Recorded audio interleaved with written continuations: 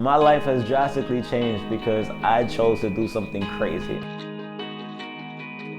People call me irresponsible because I wanted to go on this 1-month tour. I've been to over 20 countries around the world. That was over, and then reality hit me. I regretted it.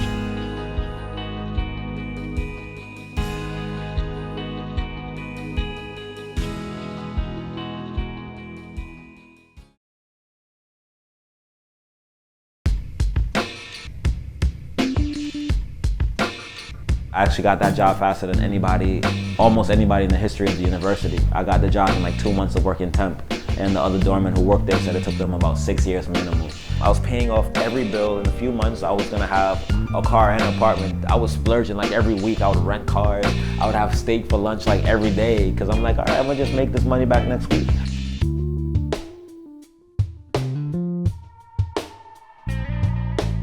I actually got a phone call in March of 2011 from some former friends of mine, and they wanted me to go on a tour with them, and a tour with an artist named Buds for 1 month.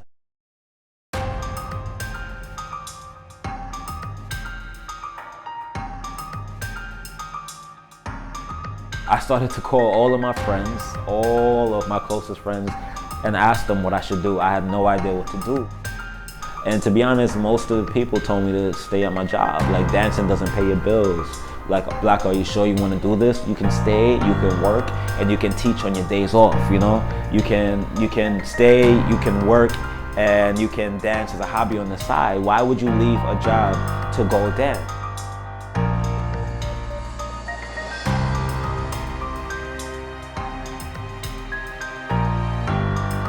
So I quit. I went on tour with Buds. I grew up listening to Buds. I love this music.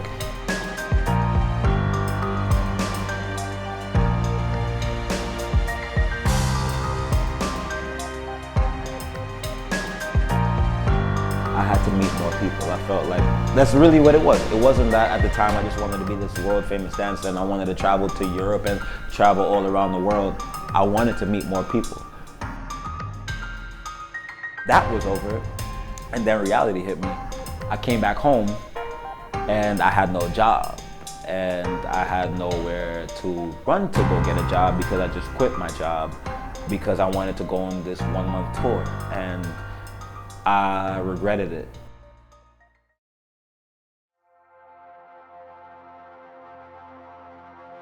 I came back, and to be honest, I sent an email back to my manager asking for my job back. And he told me that, you know, maybe we'll find something for you.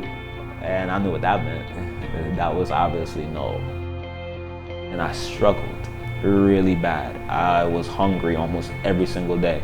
If it wasn't for my friends, even at the time, family, just close people to me, lending me money, literally lending me money to eat, you know, lending me $5 so I could get a few honey buns and stock up in the fridge, and Twinkies and Shandy, you know, like I was starving, but on Facebook, I was the man. You know, on Facebook, people are like praising me and so happy and just like, wow, you touring with Buds, and I'm just like, yeah, wow, I'm broke. I was just like, damn, this was the worst decision I ever made. I'm really irresponsible. Maybe they were right. And then 1 month later, I got booked for another tour with and we went on a tour through like Martha's Vineyard and Nantucket Island and Massachusetts, and it was cool, you know, it was good. And I made a little change, but I came back from that tour broke again. You know, because you gotta pay bills. Just because you're on tour don't mean your bills are on tour. You come back home and you really have to catch back up. And then I was broke until the fall tour. And the fall tour came and I went away again. And I came back broke again. But something really beautiful happened on that tour.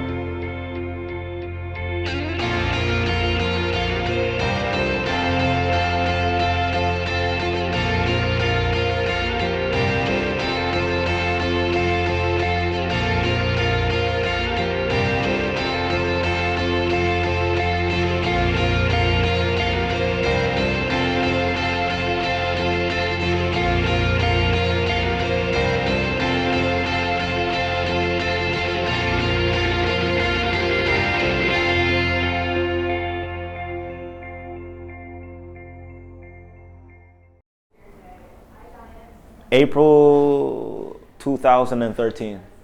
And I was in London teaching at Husky Studios in London. I remember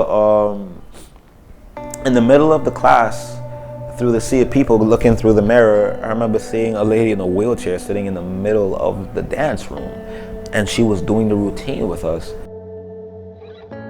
First time I've ever seen somebody in a wheelchair dance dancehall.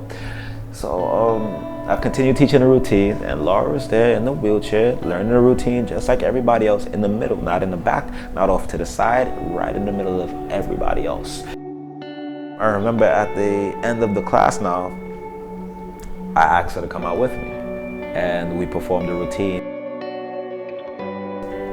Laura and I are dancing for about 1 minute, and this was the craziest experience in my life at that time, because at that moment I realized what and why I am doing what I'm doing,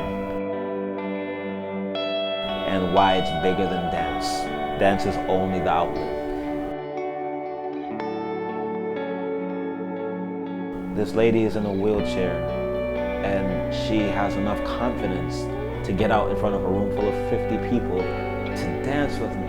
And I remember while we were dancing at one point in time, I felt like crying, like big man thing, like I felt like crying. Like I'm looking over to her, I'm doing moves where I'm turning, and she's spinning the wheel and then she didn't miss a beat. This is why I knew I had to meet people. This is why I knew that I had places to go and bigger things to do. Because you don't know, I don't know what that meant to her. She only knows, you know, and that could have been everything to that lady. Just like I said, you know how much days we feel like quitting as entertainers and artists. And she could have said, you know what, I don't have any legs, you know, maybe I should stop dancing.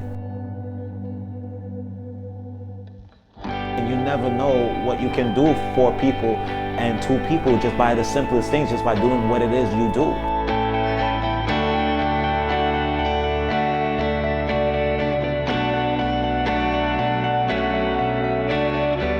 You become whoever it is that you want to become. And it's just that simple. It's not about money. It's not about popularity. It's not about fame. It's not about how much. It's not about anything but whatever it is you want to do. If you want to become a chef and own your own restaurant, then you go out and you do that. You don't have to know other chefs to go do that. If you want to become a famous basketball player, you get out on that damn court and you practice and you go out and you do that. If you want to stay home and just start your own business, then you go home and you Google the first way to start a business and you go out and you do that, because nobody is going to hand anything to you in this world. And I guess being crazy was the best decision that I ever come to realize. I'm crazy and I'm happy that I'm crazy, and I'm happy that I'm not like everybody else.